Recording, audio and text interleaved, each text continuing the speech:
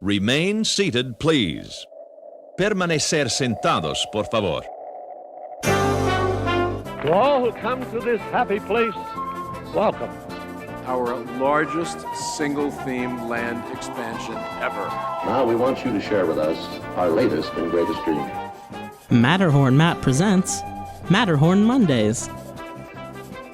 Welcome, everybody, to episode 111 of Matterhorn Mondays, coming to you live from the Outpost. I'm your host, Matterhorn Matt. And I'm your co-host, Alex the Historian. The better half. We're gonna start a war right off the bat in chat, everybody. Put one in chat if you like Alex, or two if you like me more. Let's go ahead and get this started off just like that. But anyways, we got a great stream for you guys. Jeremy is not joining us today. We're throwing it back to the good old days, just Alex and I. Yeah, hopefully we got a lot of great, there's a lot of ones in chat, you guys. This is the Matterhorn Matt channel, you know that, right? Yeah, it's just Alex and I today. We got a lot of great topics planned for you guys. If you're noticing something different about the stream, I forgot to charge my camera batteries overnight. So, hello. We're sticking with the webcam, at least for the first half of the episode, until the battery charges in the background. Yeah, we got like I said, great stream planned. You guys know the drill. Links to all the Discords, all the Twitters, Patreons will be in the description below. And if you'd like to be wished a happy birthday live on the stream, this podcast, you guys, we wish the happy birthday to everybody who submits their name using the link in the description below. And we do have a plethora of birthdays, you guys. The 26th, Saturday the 26th of October, was SpectroBit's birthday. Today, the 27th, is Mishy Cat's birthday. Tomorrow, Monday the 30th, we have two birthdays. We have Devil Luke, his birthday, as well as Melanie's birthday on Monday the 30th. And on Tuesday, this is October, right? Yes, this is October. What am I doing? Yeah, Tuesday the 29th of October is Machu's. I hope I'm pronouncing that right. Machu. Happy birthday to all 1, 2, 3, 4, 5 of you guys. And if you'd, like I said, like to be wished a happy birthday live on the podcast, you can do so by clicking the link in the description below. And you guys, it's our fan favorite feature. If you'd like to leave a voicemail to voice your opinions on any of the topics we're talking about on the show, leave a voicemail at 575-386-5814. We'll be listening to them throughout the show. You can also text the number, but we'd prefer you to, leave a voicemail. We like to hear people's voices, and it's no fun reading off a text when you can just click play on a voicemail and have someone express their opinions to you physically. Avery says 90% of the voicemails are from him. Yeah, that's true, Avery. Yeah, we do have, I don't believe we have any voicemails, any voicemails to read through or to listen to in the past week. So all the voicemails we will be listening to from here on out will be either during the show. I guess that's the only option. Yeah, during the show. But anyways, before we get into today's topics, everybody, before we get into news from the peak, you guys know the drill. It's time for Matt Snaps. Still no theme song. If you guys would like to write a theme song for Matt Snaps, leave a comment down below. Also, no one ever emailed me about that political cartoon thing that we proposed a few weeks ago. I don't even remember what it was for. I think it was Bob Chapek with a fishing line throwing into the water Walt? Because it was like nostalgia bait was the t-shirt we were going for. Yeah, I can't remember specifically, but... Wait, what are we talking about? You remember, I think it was a few episodes ago, we proposed to everybody to create a political style cartoon of, I think the concept we had was of Bob Chapek fishing, but the bait on the fishing line was Walt's face, and the caption was going to be nostalgia bait, and it was going to be, I think that was the concept that we came up with. I'm probably remembering it wrong, but... Yeah, I think that's what it was. Yeah, no one ever came forward and emailed me, like I said, Even though some people in chat were very excited about it, it seemed like. So if you guys are down to, I'll pay you guys to draw a piece of artwork for that to put on a shirt. But anyways, email in the description below. Let's go ahead and pop this Snapple open. Let's see if I can get a good angle here. Oh, that was a good one.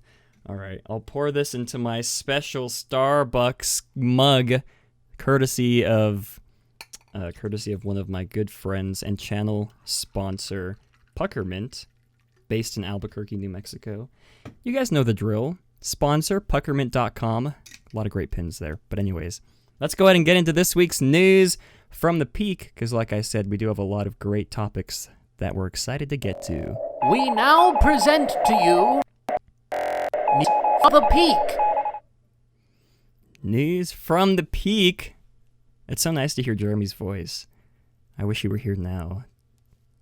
Crying emoji. Yeah.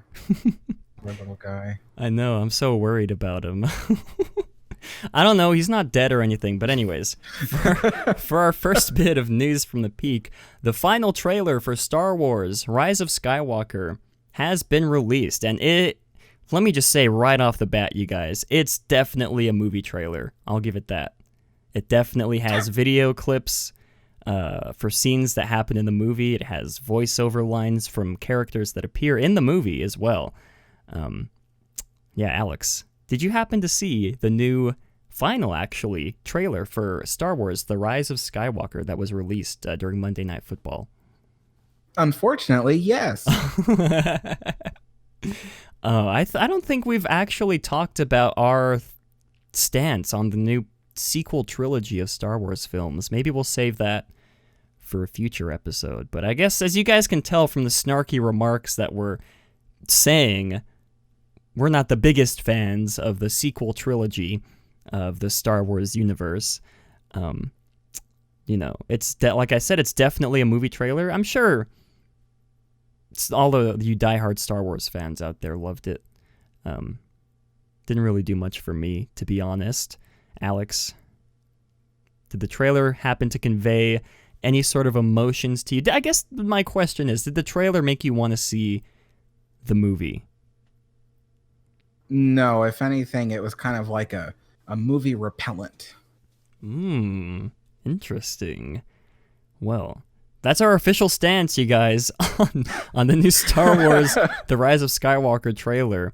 Yeah, leave your thoughts down in the description below. I guess one thing to point out, something interesting to note, at least to me, I'm a big movie cinematographer kind of person. Something interesting to note is that in this trailer specifically, if no one told me that J.J. Abrams was directing this movie and then showed me this trailer and asked me, what director is directing this movie, I'd be able to tell that it's J.J. Abrams right away. If you guys pay attention to a lot of his films, there's a certain way that J.J. directs his shots and color corrects the scenes that is extremely prevalent. If you compare this trailer to the trailer for The Last Jedi, there's a real stark contrast in the color correction, the way the shots are filmed, I guess the iconography as well. Not necessarily a bad thing to knock Mr. Abrams for. I'm just, pointing out as someone who notices this kind of stuff. I really miss when movies didn't use filters so heavily. Mm-hmm. Like filters were used for like a few shots in the movie, when they really needed it. But now filters are just like every scene in every movie is always filtered. It just bothers me so much. Yeah, Sorry. it's it's interesting. I do agree somewhat with Alex. But anyways, leave your thoughts down below. Your thoughts on the Rise of Skywalker trailer. They coin it as the final trailer, but there's going to be TV spots, so it's not technically the final trailer, but not enough Palpatine, says Nate. Guys, Palpatine's not really in the movie. It's just a misdirect.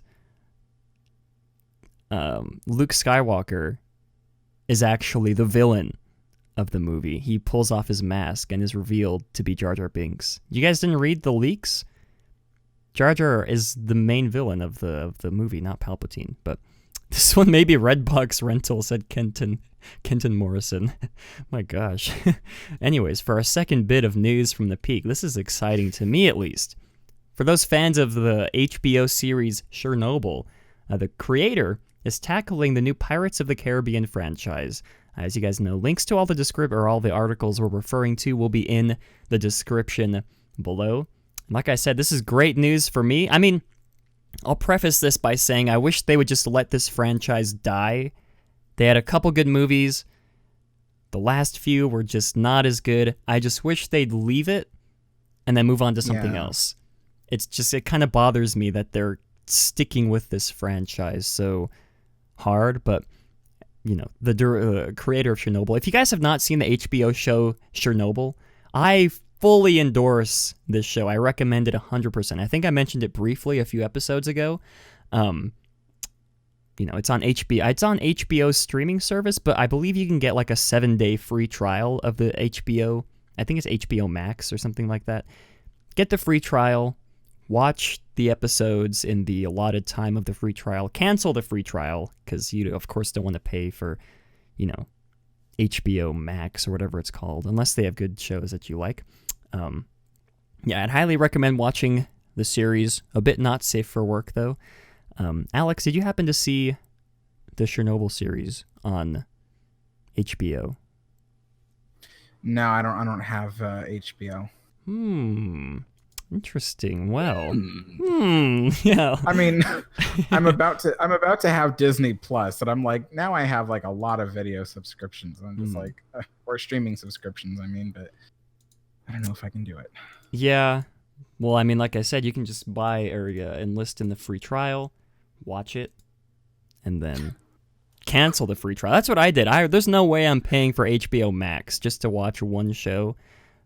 You guys know the drill. I'm a big fan of this decision, although, like I said, I just wish they'd let this franchise die where it should have died a few movies ago. But anyways, for our final bit of news from the peak. It's not really news per se, but Dave, do you guys know Fresh Baked, right? You guys know who Fresh Baked is. I'm assuming you do. Dave from Fresh Baked's wife, Liz, gave birth the other day to a baby girl, Sophia. And I'd just like to give a shout out to Dave and Liz. Congratulations, you guys. You did it. You became parents. I was following their Twitter feed pretty, I don't want to use the word religiously. I guess, I don't know. I don't know how childbirth works, you guys. Please don't explain it to me. I'll figure it out eventually. But Alex, what are your thoughts on Liz giving birth to Sophia over the weekend? It's not really news. I just felt like we had to drop this in there at least. I don't really follow up on what's going on in their lives, but I mean, congratulations to them, and you know, I wish them all the best. Well said, Alex. Better than any words I could say. But anyways, that is going to do it for this week's segment of Alex in the Parks, or excuse me, for News from the Peak. And now moving on, we do have Alex in the Parks. Alex, we got some interesting stuff to detail this week, don't we? I hope so. Me too. Well, before I play this video clip, why don't you go ahead and detail what the listeners can expect to hear, to see. Okay, so in the park, I've just been kind of following what was going on with the Matterhorn. There wasn't much to see in terms of that. And then I was kind of following up on what was going on in Tomorrowland with this new wall that has gone around in front of the Magic Eye Theater. And then, let's see, what else did I do? And just another view from Toontown, of which there is no view from Toontown. I mean, that's a long story, but anyway, yeah, and yeah, there, you know, unfortunately, I wasn't able to get any good views over the walls or any kind of construction equipment. It's just been the same thing from ground level every day. So, yeah.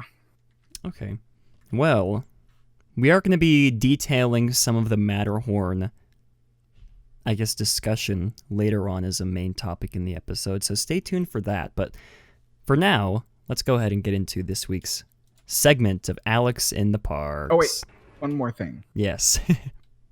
For those that are watching, this video was shot on October 22nd, before I knew what was going on over the walls in Tomorrowland. So just keep that in mind, okay? So go ahead and play it. Okay, here we go. All right, walking up to the Matterhorn now. And basically, there's still no visible progress. However, I have heard some new rumor, which is that, well, basically right now, the Matterhorn is closed. It closed yesterday for an extensive refurbishment of sorts, and supposedly it will reopen November 2nd with kind of some patchwork done. I can already see some of the floodlights on the mountain are actually still on. But yes, so supposedly they're going to patch up that hole and get both sides of the ride running again. But that hole really is quite massive, and I can't help but wonder if more pieces of concrete will fall off in the near future.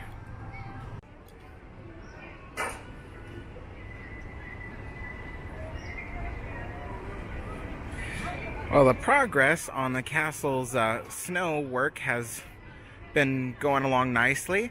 They have repainted the snow and even repainted the shingles on the snowy rooftop. So at least it matches the new castle paint job somewhat, but I will admit that the blue shingles on the temporary overlay aren't precise matches. But still, I applaud their effort. Still no visible progress on construction happening in that little open area there, but I'm excited to see what they come up with in the future. There might be some signage, honestly. That's the first thing that comes to my mind, is that they're going to build some signage or something. For what? I really don't know. Maybe a new entrance to Space Mountain? I don't know. I don't want to make too many assumptions because I seriously don't know. But then right over here, they still haven't opened up this construction wall here, because I do believe there will be more Tomorrowland Fast Pass kiosks. There's right now only 3 in operation, but I'm pretty sure there will be more, maybe another 3. But that's yet to be determined. In Toontown right now, still no visible progress on construction.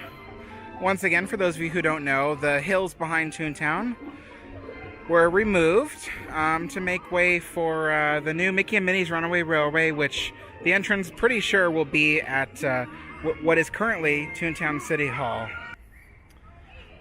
Well, the It's a Small World toy shop has returned from exterior refurbishment, and it's got a nice fresh color scheme, fresh paint and everything. It's a Small World is being worked on, as you can tell by the eerie silence out here, actually. And yeah, so I'm actually glad, because it was starting to look a little roughed up. But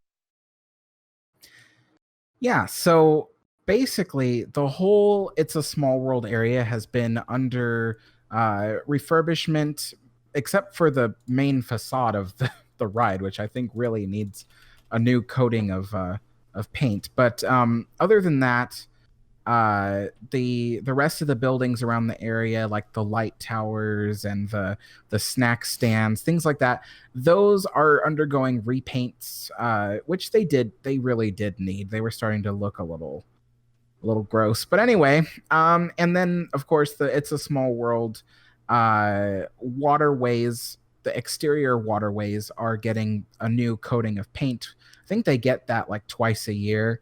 Yeah, one before summer and then one before winter. So yeah, that's what's going on for Small World. Okay, well, some people pointed out in the chat, I forgot to play the Alex in the Parks jingle.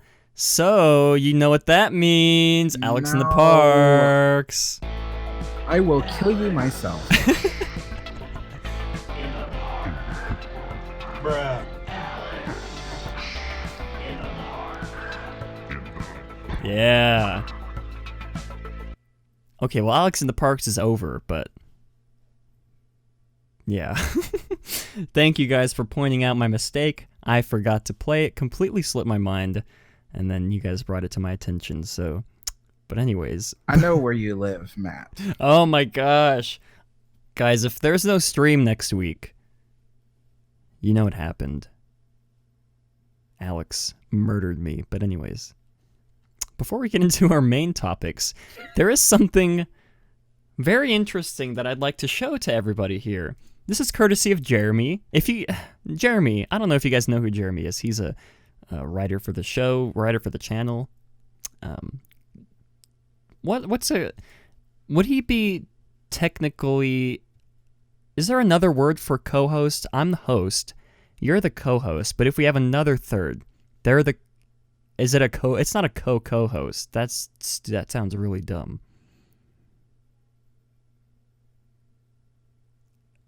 I don't know. Okay, well, Jeremy's been on the show a few times. I don't know how he found it, but he stumbled upon this video. If you guys don't, let's backtrack.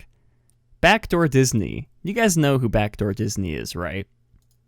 Of course you do. He's the person who stole a bunch of props from the Haunted Mansion, who allegedly stole Buzzy and his clothes and sold them for around $8,000, I believe. Jeremy uncovered this video from the Orange County, I believe the Orange County Sheriff's Office, Sheriff Department. I don't necessarily know all the details behind this video. All I know is that the police asked him in, interview him, maybe ask him a few questions about the theft of Buzzy, I believe, and of the few other things as well. I'm not a real technical person when it comes to law enforcement. I don't know like all the technical terms and things, but I'd like to show you guys this video because this is one of the greatest videos I've ever seen in my entire life. Now, it starts up here. He comes in, he sits on his phone for a bit. I'm going to skip to the good part where, I don't think we'll get copyright flagged for this, so I'm just going to go ahead and play this in its entirety here, starting from about, what's that, like 4 minutes? We'll pause periodically to detail what's going on here, but I'm very excited for you guys to see this video, so let's go ahead and give this a go. So, I know you're worried about on the phone, like getting trespassed and all that. I'm not doing it. No one from Disney's here. You asked me something else. Oh, well, you're not detained. You're not arrested. You're free to leave. You understand that? Yeah. Okay. I want to make sure that we're on the same page. Yeah, Kent coming in a minute. Have you heard anything new since we last spoke? A few people who I know who would have. Okay. This is Kent III. What's going on? Okay. Anybody who I think might have heard anything, who collect things or whatever. No one even believed me that he actually was gone. Really? Yeah. Okay. Okay, yeah. So we'll pause it here. They're questioning him about the missing Buzzy animatronic. Now, if you guys don't know who or what Buzzy is, it was kind of a phenomenon a few months ago. The Wonders of Life Pavilion had an animatronic named Buzzy who went missing. Now you're wondering, how the heck does a whole animatronic go missing? That's sort of the question everybody's trying to figure out. And Mr. I guess we can say his full name because it's on his, Backdoor Disney, but it's on his arrest, detain record, whatever. Mr. Patrick over here was called in for questioning about the missing Buzzy animatronic.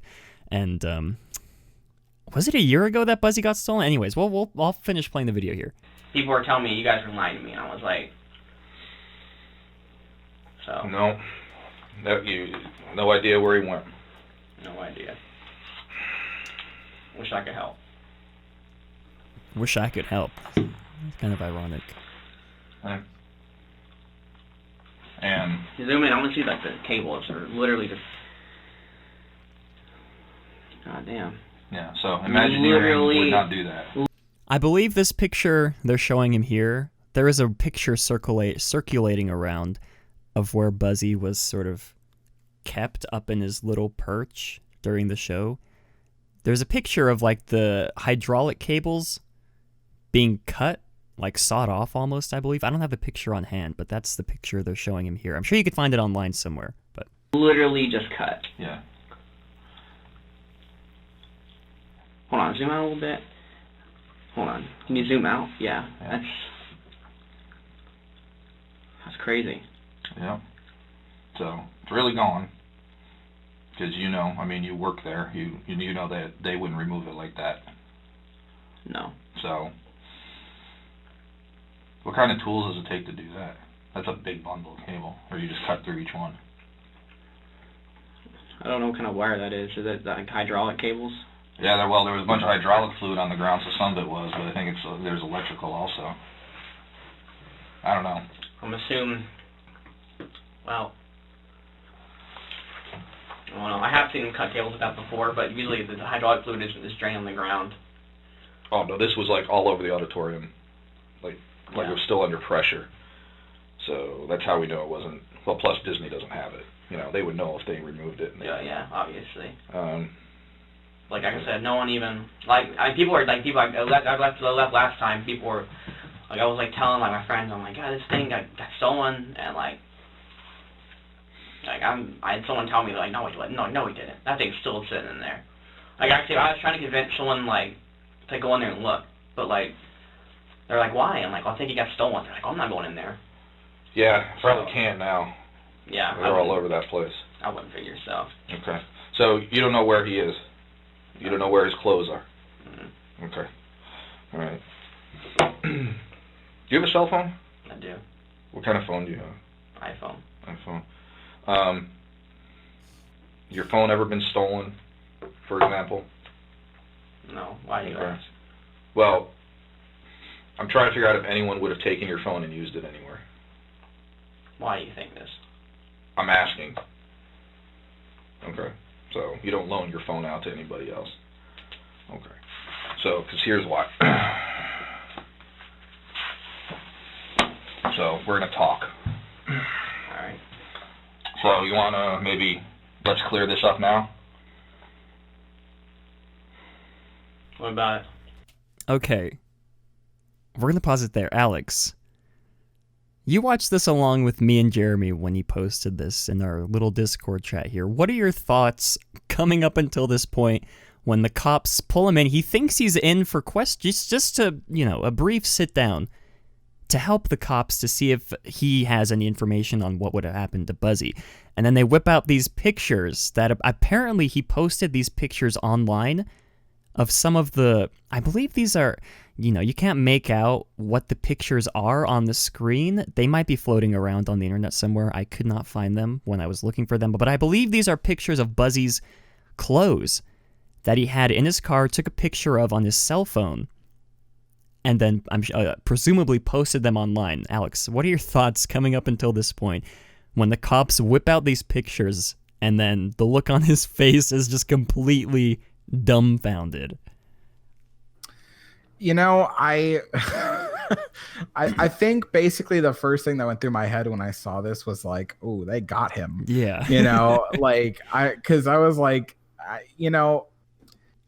I was suspicious when they called him in because it was supposedly just for questioning, and just to see if he knew anybody that could have stolen it. But I've always felt like since he was first accused a long time ago, I always felt that he was guilty. Yeah. I don't know why. I just felt like he was. And so seeing this and seeing them, have these pictures from on his phone, I'm like, okay, they wouldn't be looking through his phone and then present him with evidence from his phone if they didn't already know that he was the guy they were looking for. Yeah, exactly. Now we're going to continue this video because it gets really good, you guys. Towards the end, you guys are going to be amazed by what you see. So let's go ahead and continue this on. What do you mean, what about it? What is that? It's like a jacket. It's giant words. What jacket is that? Cranium Command. Okay. Can you put your phone on the table for me? Yeah, just put it over here. Don't mess with it. Just put it down. Okay. So, are these pictures on that phone? Nope. Were they taken with that phone? Nope. Okay. So how long have you owned that phone? Maybe... I mean... No, put it down. I don't want you touching it. So how long have you had that phone? And that particular one, maybe 2 months. The other one got broken. The other one got broken. Were these taken with the broken phone? Nope. Okay. That's your car. Is it really, though? Yeah. How do you know? There's a lot of BMWs out there. Okay. There's a lot of BMWs out there. So those pictures are on the internet right now, and they're attached to your phone number. You didn't send those pictures out? Nope. Okay. When did you get that phone? I guess probably like 2 months ago. You're guessing, or you know? I mean, I can probably go back on my Verizon account and figure it out.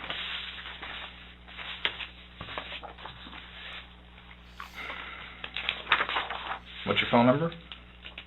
407. Oh, I guess I should probably mute out this part where he reads off his phone numbers, so let me just do that real quick. I mean, it's probably online somewhere, but you know.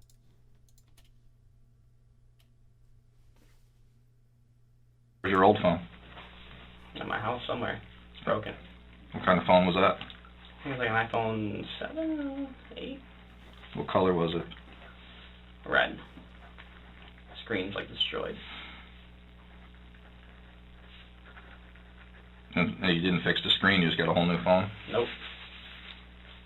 You got a whole new phone? Yep. Okay. So that's not your car. You don't own a bag like that or ever possessed one like that. This isn't Disney World backstage. This isn't your leg. I just want to get this all out in the open so later on, because obviously you realize now I know more than you think I know. Okay? I want to make sure all your lies are straight right now, or you want to come forward right now, because I know a little bit more than I'm telling you, Patrick. What do you know? I just told you I'm not telling you. This is your car. That's your leg. These are the things you had in your possession. We want them back. If you're going to sit here and tell me this isn't your car, I know that's your car. Looks like a BMW to me. It is, but it's your car. There's unique features on it. What's unique about this photo? I'm not answering your questions. Okay? This is your car. Well, how about this? Yep. I'm about to walk out. Okay. And you guys want to talk and come back with my attorney. How about that? Okay. Keep the car there. And we're keeping your phone. And actually, No, give me that. The man. Damn it. I'm under arrest. Okay, well that's about where it ends. I told you guys it was gonna get good. I don't even know where to begin. I just want to point out here how snarky he is. The snarky remarks that he gives these officers when they ask him a simple question. He's like, he just gives one nope. That's just, Alex, what are your thoughts after seeing this man being tackled to the floor, pinned down by these two police officers because he literally tried. Okay, the police officer told him that they were going to keep his phone as evidence, and then he tried to grab his phone off the table, and I don't know what his plan after that was. He was going to grab his phone. What was he going to do after then? Try and run out of the room?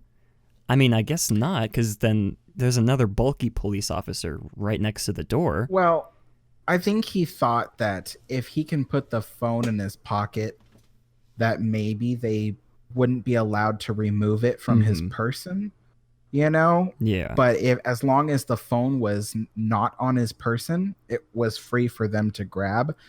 I don't know how that stuff works. I know some people in the comments are going to say, oh, well, they had a warrant. Oh, well, they didn't have a warrant. I don't know. But as far as I know, if the object is not on you, they can take it if they believe it's evidence. If it's still on you, they can't take it because you have to forfeit it over. So, but I think at this moment, you know, if he wasn't guilty, he wouldn't be so crazy about grabbing his phone from them. Because he knew the minute that they said we're going to keep your phone for evidence. He was like, oh no, they got something, you know, and I don't want them to have any more of it, you know? And so the thing is like, this is how I definitely knew he was guilty, is the fact that he knew the evidence is on his phone and he didn't want them to have the original copy of the evidence, because then that just totally proves he did it. So he tried to take the phone back from them, and he tried to run, you know, and which is just really dumb, you know. And I think he thought that if he could get away, he could delete the pictures and no one would be the wiser. And, you know, but I'm glad that they got him, because it's just, I can't describe it. I just makes me so mad to think that somebody would just do this, and then all because they think that they have a right to, that it's theirs for the taking. And when told that they're wrong and that, you know, that they're going to get consequences for it, he tries to destroy the evidence. It's like, what a jerk, you know? Yeah.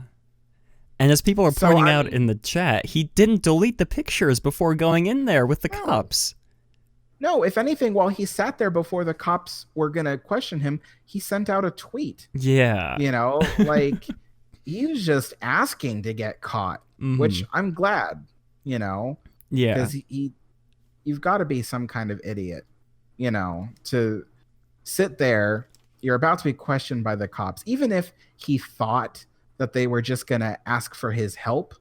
Like, you don't walk into a police station with the evidence and then hope that they don't think it's you. I mean, you know, like, anyway, but yeah, you know, like, it just, anyone who doesn't believe that he is not guilty by now is just fooling themselves, because this right here shows that he's guilty. He obviously wanted to hide what was on his phone because they had the pictures from his phone. Yeah. So, yeah. It's a very interesting fiasco we've got going on here, guys. I'll link this video in the description for you guys to watch on your own. Big shout out to Jeremy for digging up this video from, I believe, I don't even remember what YouTube channel this came from, but I don't think he stole Buzzy per se, but yeah, that's just my thoughts on that. I don't think he stole the animatronic, but of course, you know, he stole the jacket from Buzzy, I believe a hat as well. There's other pictures online from news site. I'm curious. Yes. Why do you think he didn't steal the animatronic? I mean, I don't know. It's tough. I mean, I'm sure, I guess my one argument is you can't steal an animatronic like that by yourself. But then again, he could have, you know, had help. I mean, I'm assuming that Buzzy is heavy. I'm guessing it's a pretty bulky animatronic, but I don't think so. I mean, I'm sure he already had the jacket for Buzzy, and I believe the hat as well. So that does point all the fingers towards him as being the number one suspect for stealing Buzzy. But I don't know. I'm just on the fence about whether or not he did or not. I could be wrong. I'm hoping that there are future developments in this case where he's, you know, there's proof of him stealing Buzzy. Maybe there's pictures on his phone of the animatronic in his car seat with the seatbelt over him driving out of Walt Disney World. Well, okay, so here's what I think. I think the animatronic itself was stolen.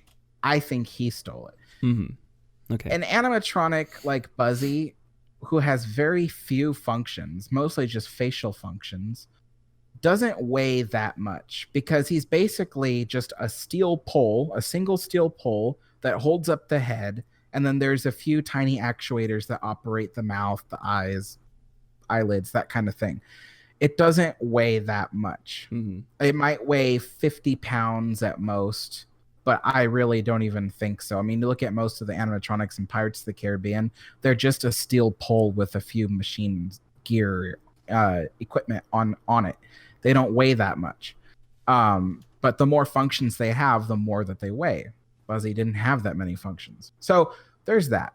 The second thing is that the officer was explaining in this video that the way the animatronic was removed was that the hydraulic lines were just haphazardly sliced off. And that the officer said Disney doesn't remove animatronics that way. Mm-hmm. And I think in the video, the officer even said that Disney said they didn't remove the animatronic. Yeah. So I think the whole animatronic was stolen. And yeah, see, people are already saying that they heard that it was several hundred pounds. Guys, if it was several hundred pounds, that would probably be Buzzy plus the whole thing he's sitting on. There's no way that he would weigh 200 pounds. There's nothing in him that would weigh that much. Mm-hmm. I mean, it's just some hydraulic cylinders. I used to work on machines that use hydraulic cylinders, and with all the functions a machine would have, it's still fairly lightweight. I mean, it doesn't weigh that much. But anyway, so the other thing too is like, so he at least was in possession of the clothes that Buzzy had. So yes, that means he probably knew someone who stole the animatronic. And he might have had help stealing the animatronic. Mm-hmm. But I think that he was the person that did it. He had access to it, and he was a cast member, so he had the ability to sneak back there. I mean, a person who isn't a cast member doesn't even have the ability to drive their vehicle on the premises. Mm-hmm. But you have to be a cast member in order to drive your vehicle on the premises, which he must have. And even this Matt Sanawa guy, who everyone thinks is the one who stole him, he couldn't have, because he couldn't drive his own car onto the premises. So, yeah, I think it was him. I think it was him and maybe someone who helped him load the animatronic into his car, and they drove off. And I think that the only thing that he really wanted from the animatronic was the clothes. I don't know why, but I do know that he probably felt that in order to make things go faster, he had to take the whole animatronic, because trying to remove the clothes from the animatronic is not easy, and it would take forever for someone who doesn't know how to do it. So I don't know, but I mean, maybe he wanted the whole animatronic. I don't know. Yeah, well, I'd like to point out something here. Then we'll move on from this topic. First of all, right here at about 31 seconds, someone pointed out in the chat, it's like these police officers are trying to deal with a child. And then here, you see him look up at the security camera, wave hello, and then I'd like to point out here as well, he goes to unlock his phone. I just want to play this for you guys. He swipes up. He has an iPhone 10, I'm presuming. In order to unlock an iPhone 10, you have to swipe it up, and then it either does the facial scan or you have to enter your passcode. And he enters his passcode here. His password to his phone is literally, what is it? It's 121212. That's the password to his phone, you guys. This criminal mastermind has a password that's 121212. This is the greatest thing in my entire life. Anyways, I don't know. I just think like he's full of himself. I think I agree. Yeah. Like, I mean, he has the audacity to wave at the camera, yeah. Like he knows what's up, but he doesn't think they'll ever find out. But he's so pig-headed, that he didn't realize that they were holding all the cards, Yeah. Anyways, like I said, link to this video will be in the description below. I'd highly suggest watching it on the YouTube channel, leaving a comment. Alex and I left a comment. I believe a few other viewers left a comment on the video as well. Yeah. Beautiful day for that video getting released. Anyways, moving on to our first topic of the day. Oh, this is by the way. Yes. You never let me finish the part of the Alex in the parks. Did I You not? don't even remember, do you? No, because I was going to tell people what was behind the wall in Tomorrowland. Oh, yes. Okay, so let's continue that then. So I sent you a picture, or no, I sent you a video, which you're supposed to took a screenshot of. I was supposed to, yes. Showing. You never did you? I was supposed to. Yes, I was supposed to. My goodness. Well, I'll just make this quick then. So, according to Fresh Baked, and their video, you can see what was behind the wall is actually an emergency stairway that is actually going behind that wall in Tomorrowland, over by Space Mountain. So all this time I was wondering why they took apart part of that wall, and I was like, what is going on? Like, what are they building here? Is it a sign? Is it whatever? And then yesterday I found out it was a stairway. So I thought that was interesting because, I mean, it's kind of a weird place to put a stairway, but when you have a structure that old, everywhere is a weird place to install something new. So anyway, yes, now we can continue. Now, on to our main topics of the day. It's going to be a great episode, you guys. This topic was brought to my attention by Mr. Alex the Historian himself. Here we go. A person with measles had traveled to Disneyland while infectious, officials say.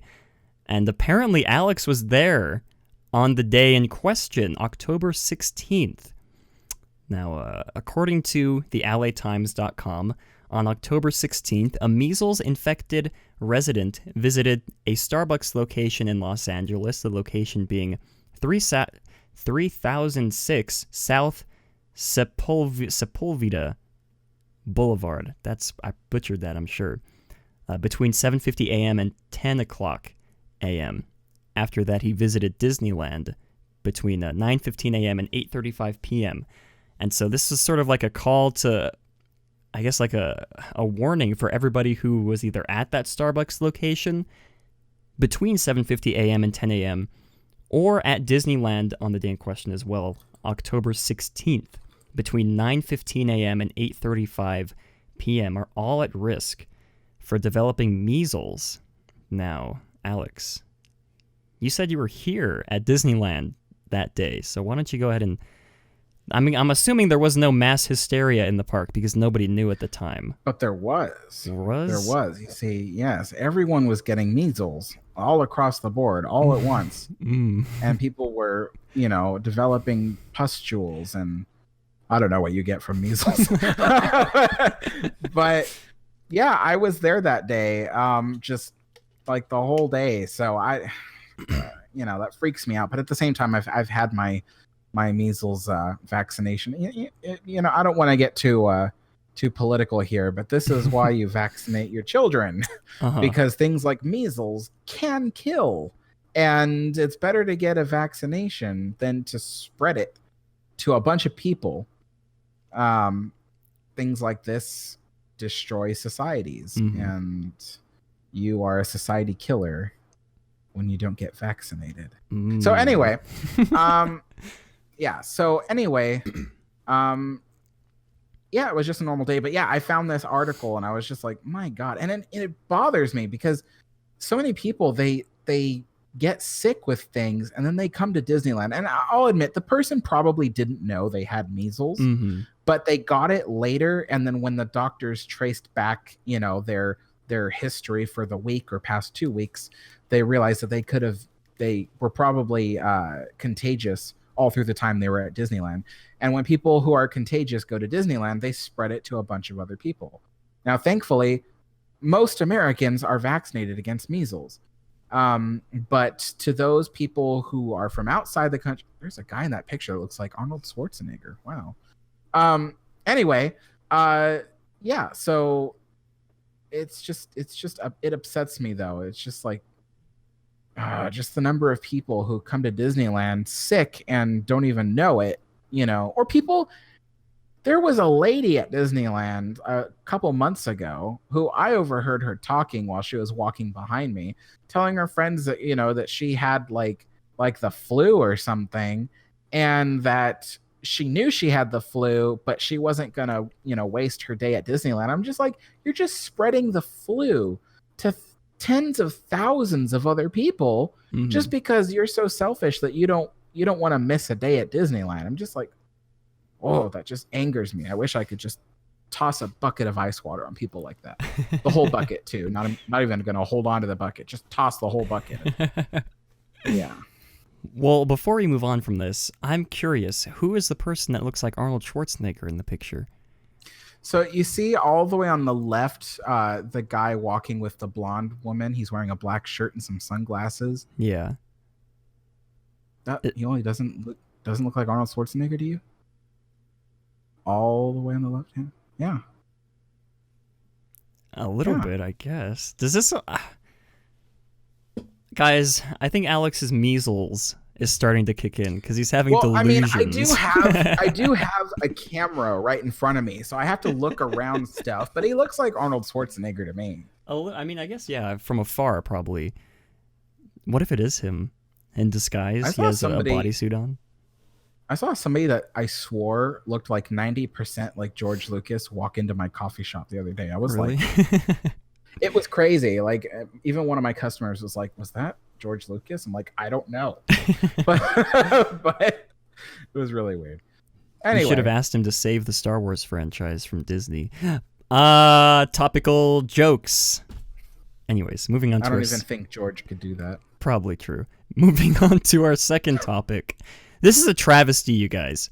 Free fuel rod swapping at Disneyland and Walt Disney World will be ending November 1st. What?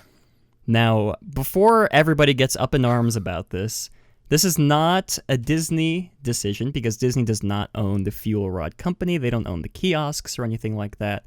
I'm sure the fuel rod licenses out the kiosks to Disney to put in their parks, but it's going to cost $3 every time you're going to want to swap your empty charger for a new one. And like I said, it is worth noting that $3 swaps are already something that FuelRod has done at malls around the United States, as well as in airports and in Universal Orlando as well.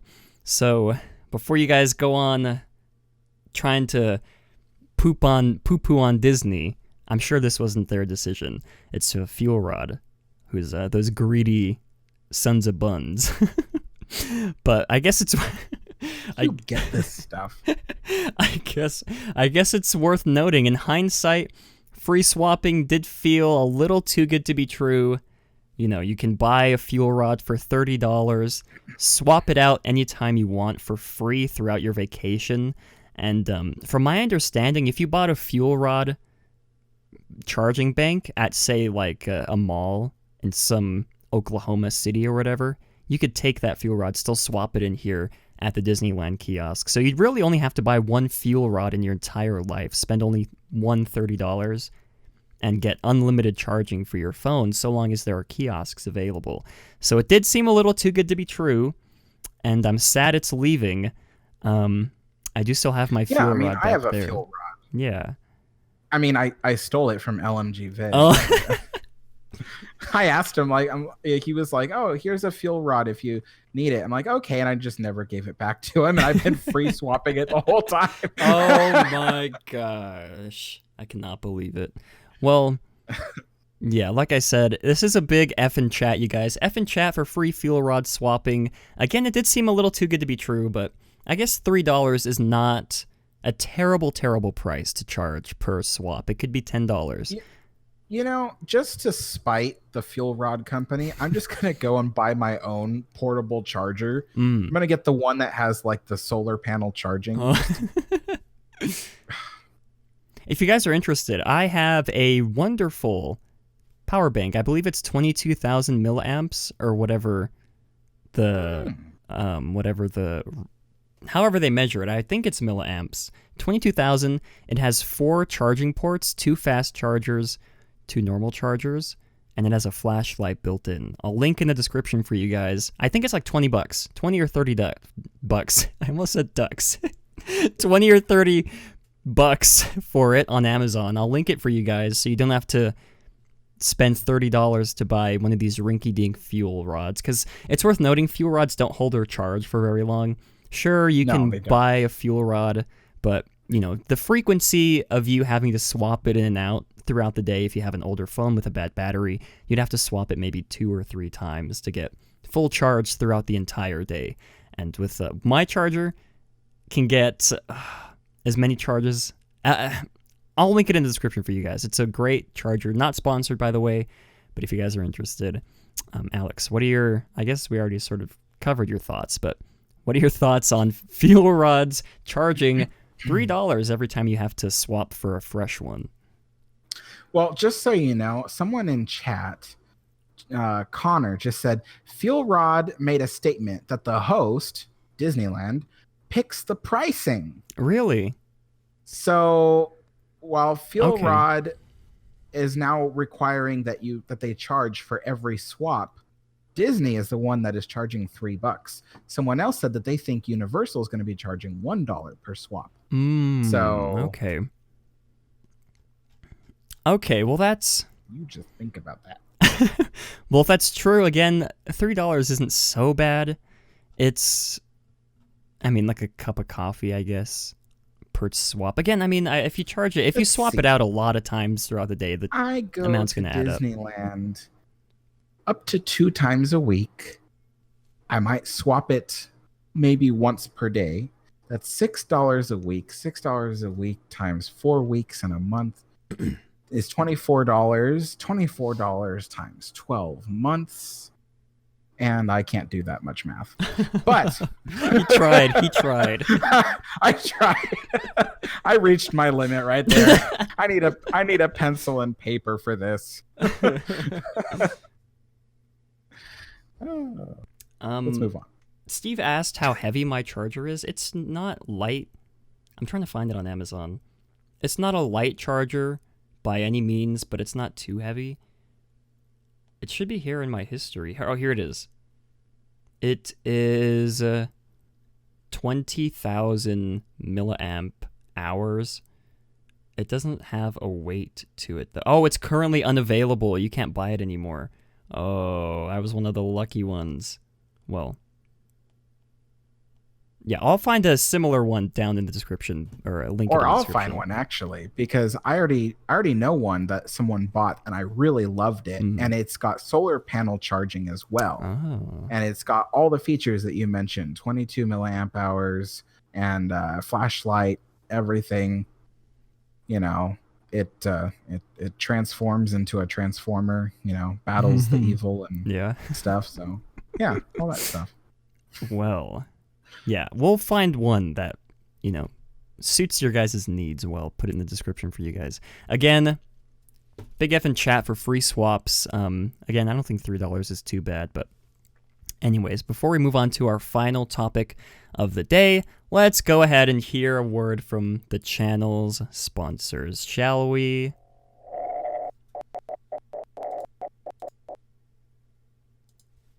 Okay. While this is going, if you guys I'm are gonna wondering go get my where you can find even more family-friendly live streams, they can hear me talking. Like Oh, that's so embarrassing. Head on over to theliveplace.com. The Live Place is your headquarters for great family-friendly live streams. They cover anything from Disney to other vacation spots, various variety shows, and have some amazing streamers like Resort TV 1 and myself. Also, be sure to check out puckermint.com, where you can find amazing pins and stickers. Puckermint is based out of Albuquerque, New Mexico, just a few hours from where I live, and since I'm a big believer in supporting local artists, we decided to partner up. Be sure to use the coupon code down below when you make your next order. Again, that's puckermint.com and puckermint on Instagram. Alright, and we are back, everybody. I blew it, you guys. You heard me talking to Alex. My camera's still not showing up. Is it on or is it off?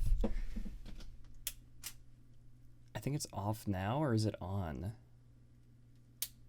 I hope it's not broken. That'd be awkward. Anyways, I'll just leave it there. It's fine. Whew. I ran really fast into there, and I'm winded. Okay, moving on to our final topic of the day. We have some voicemails to get to, actually. Let's listen to one of these voicemails from Avery. Let's see here. Let's listen to this one about BackDoorDisney the clip that we showed from Backdoor Disney. Let's take a listen. I think it is fairly obvious that he did it. Like, he wants to take that phone away because he knows that they're going to find more pics on his phone from everything that he's done so far. And if you listen to in the video carefully, they said they had a search warrant. Anyone that says that they didn't watch the video in its entirety. They had a search warrant for his phone, and they had the right to keep his phone. And his reaction was like, "Oh no, I should take my phone and run." And he got tackled for it, and he deserved it. That's what he gets. And all the evidence is there, staring at him in the face. And even before that, when he was waiting for the people to talk to him, he had 2 minutes, about 2 minutes, to delete whatever pics he had on that phone. And you know what he did instead? If you look in the video, well, he was tweeting. He was tweeting instead of deleting pics. He could have deleted them. He didn't. He made the wrong decision, and look where it got him. And now they had the position of his phone, and he got tackled, and there you go. And yeah, he's being put to justice. Buzzy deserves better. He deserved better than to be put up for sale and stolen. Poor Buzzy. I hope they find him eventually. I mean, I'm sure... I mean, he couldn't... I'm trying to think of, like, what could have happened to this 300-pound animatronic. It couldn't have gone far. I mean, he can't run very fast, so... He's probably in, like, Minnesota by now. It was last December. I'm sure they can find Buzzy eventually. No one let... That was a joke, you guys. It's supposed to be ha-has in the chat. Buzzy running away. But anyways, I guess my camera's not going to work. We have a final topic here today. We're going to be detailing more information about the Matterhorn, the future of the Matterhorn. And as Alex called it last week, you guys, like he reported actually just a few minutes ago in Alex in the Parks, the Matterhorn closed last Monday. What was last Monday? Closed on the 21st, yes. Closed on the 21st, reopening on November 2nd. And this does tie back to a topic we've had the past 2 weeks, I believe. We've discussed these rumors about the Matterhorn and the future of the Matterhorn. So, Alex, do you have any... what are your thoughts of... Because you detailed to me that they were either going to be closing the Matterhorn for a short period of time. You used the phrase Band-Aid fix for it. They were either going to do that or they were going to close it down for an extensive period of time, I believe, is what you said. Either that, closing it down for this short period of time, or closing it down for an extensive period of time to do refurbishments.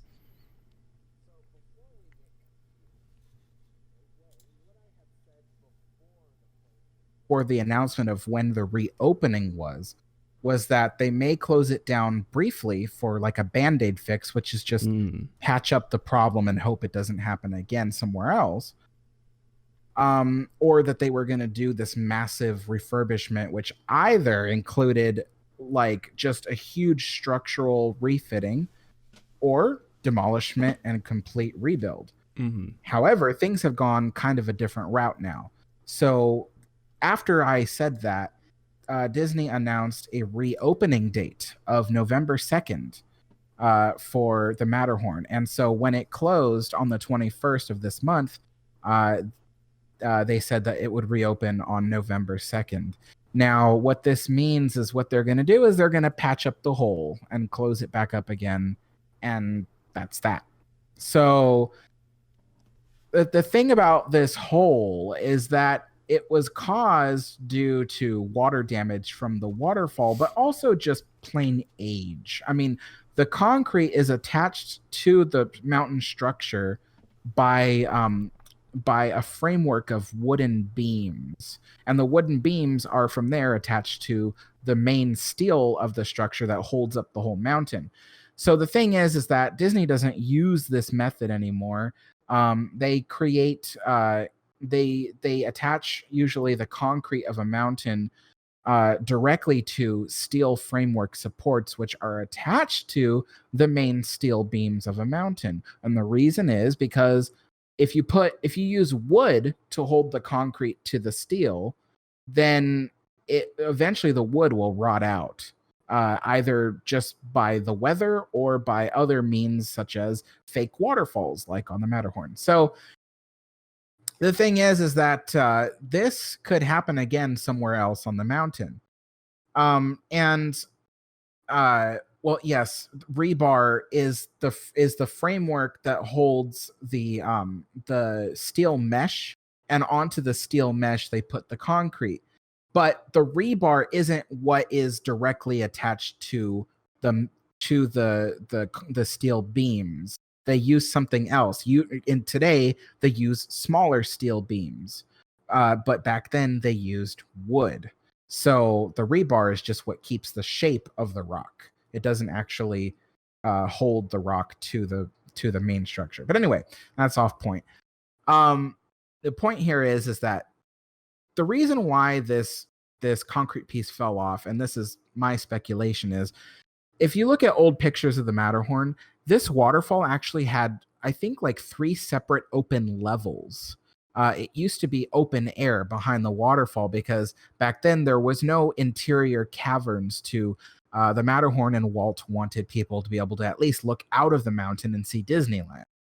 But in 1978, when they redid the mountain, they actually sealed up a lot of those open holes in the mountain, such as this waterfall. They made it one solid piece of mountain structure and sealed up the holes. And I think what fell off was a piece that used to be an open view, and it fell off because it's a waterfall. Every day it gets soaked by water, especially on windy days when the water from the cascade actually hits the mountain, soaks into the wood.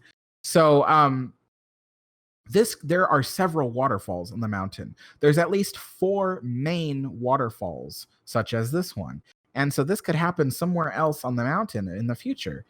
And not to mention, even if it doesn't happen on a waterfall, there's other parts of the mountain which are supported by wood, and the wood is like 60 years old. And it's just like, this could happen again, you know? So I think that there's a lot of reason at this point for Disney to rebuild the Matterhorn from top to bottom, just entirely new structure. I mean, just a ton of reasons, not just falling concrete, which I think is a huge reason. But I mean, there's other reasons, so yeah. Yeah, before we continue on, I'd like to shout out Corvin, who's in the chat, one of my mods, for donating $5 to the stream. So shout out to Mr. Corv over here. Thank you for the $5. But yeah, going back to the topic at hand, my one thought I guess sort of the silver lining thought that I have, Disney might be doing this. Quick fix for the Matterhorn, again, to get it back up and running again for the guests to enjoy, but while the ride is back up, the Imagineers in the back could be figuring out long-term ideas on how to deal with the Matterhorn. Again, that is still putting the guests' safety in danger because, as we've seen, like Alex has been saying, it already happened once. It's bound to happen again, a huge chunk falling off of the Matterhorn. And like I said, the silver lining I'm trying to look at here, quick fix, get the ride back up so guests can enjoy it while in the background, the Imagineers find out a way to deal with this long term. Now, so there's some people in the comment section saying the mountain was open today and yesterday, and that's true. I did read an article that said it would be open intermittently during this refurbishment, but the official reopening day of both sides is still November 2nd. So they're probably doing some patchwork, and in between the days where they don't need heavy machinery lifted up there, they're probably keeping one side open on those days. But yeah, supposedly both sides will reopen November 2nd. That's the official end of this little refurbishment that they have going on. But yeah.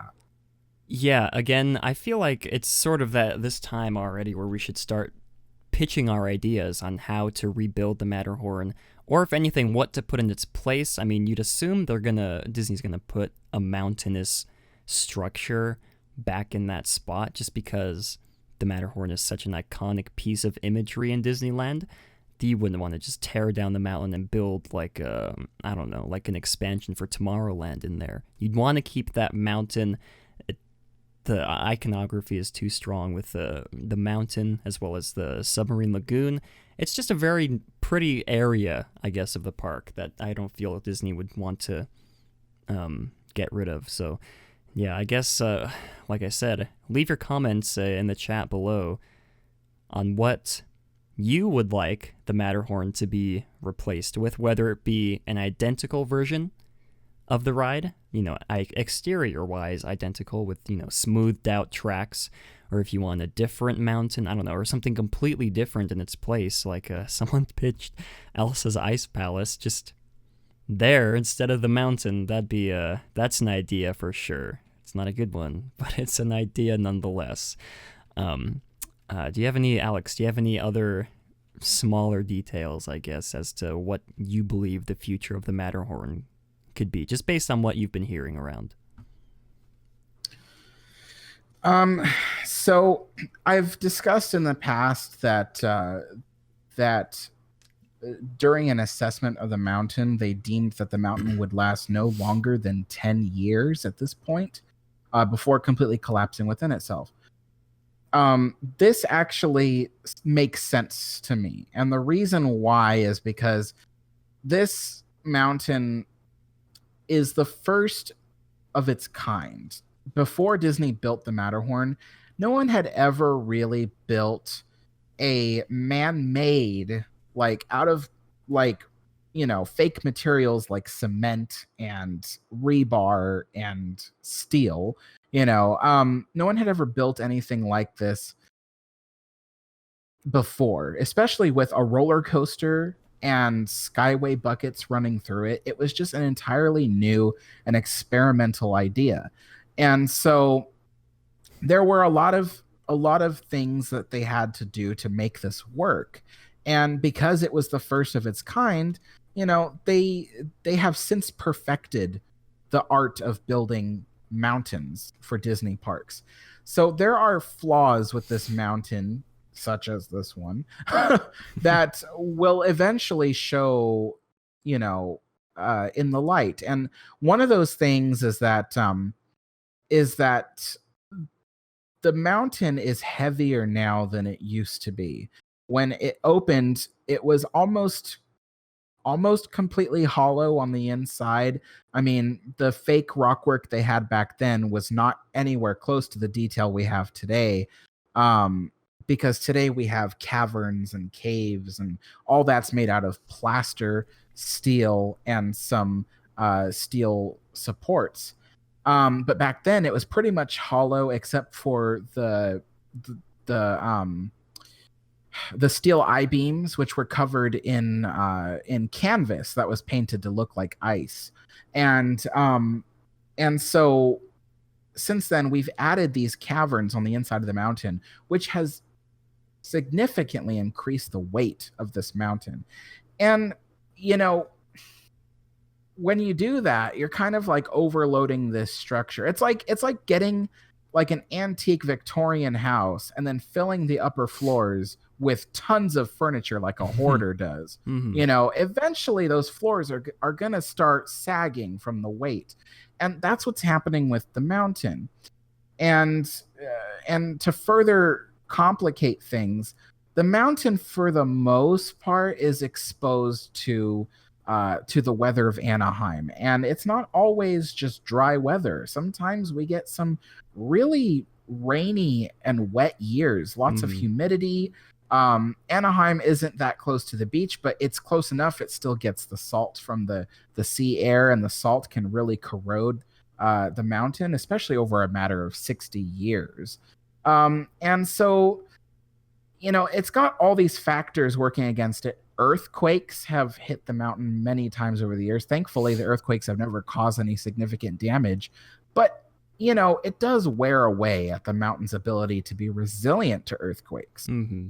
So, and there is a general rule of thumb that most modern man-made structures, anything built after like the 1920s, usually has a lifespan of about 100 years, and then it's got to be rebuilt. The Matterhorn has reached, you know, almost, you know, it's reached 60% of that. Mm-hmm. And so when you take all these factors into account, does it really have a lifespan of 100 years? You know, its lifespan, I would think, is more like 75, if anything. Mm-hmm. So it makes sense to me that when they supposedly did this assessment and said that it's got 10 more years left in its life, that makes sense to me. So I think that just due to all the issues it has, plus the fact that it's uncomfortable to ride in, I think they should rebuild the mountain. I think they should demolish it, rebuild it in an area 10 feet further to the east, because it's kind of in the way of the parade route. The parade route needs more space there. But yeah, at least 10 feet to the east, and build it exactly as it looks today, but with modern ride systems that are much smoother and stuff like that, and have a higher capacity, because they can do that. You know. But yeah, at the moment they can't update the ride system on the mountain due to a really complicated issue I'd have to go into, and I don't know if you want me to do that. But yeah. Okay, well, someone said if they demolish the ride, will I have to demolish the channel? We'll be the last remnant of the Matterhorn, you guys. The channel will be, if they demolish it and don't rebuild it. Think about that. Is remnant a word? Relic is what I meant to say. Remnant? I don't think that's a word. I don't know where. It's Sunday. I mean, Monday. You were thinking of remnant and relic at the same time. Yes, that's so what you it said was. Remnant. Well, I'd like to hear what your guys' thoughts are on this sad topic, I guess. You could call it sad.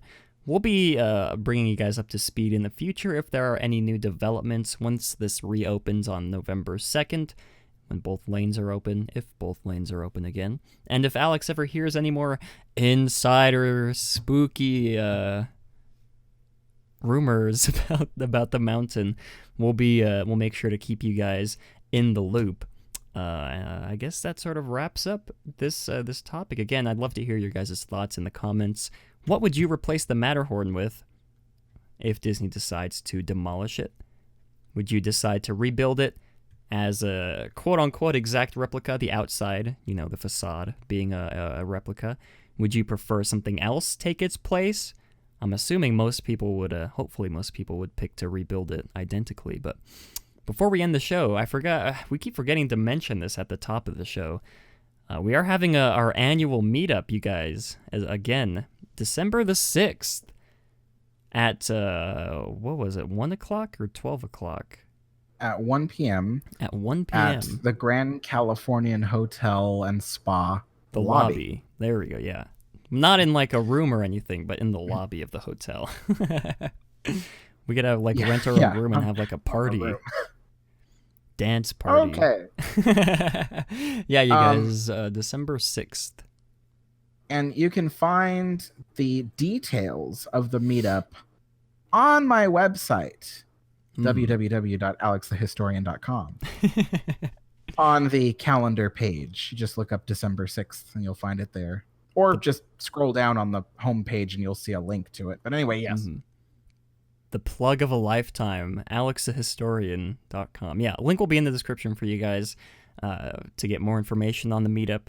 I think we have like an age limit. I'm not sure if there's like an age limit. I mean, so you have to be 14 years or older if you are going to hang out alone with us. If anybody is under 14 years, they have to be accompanied by an adult.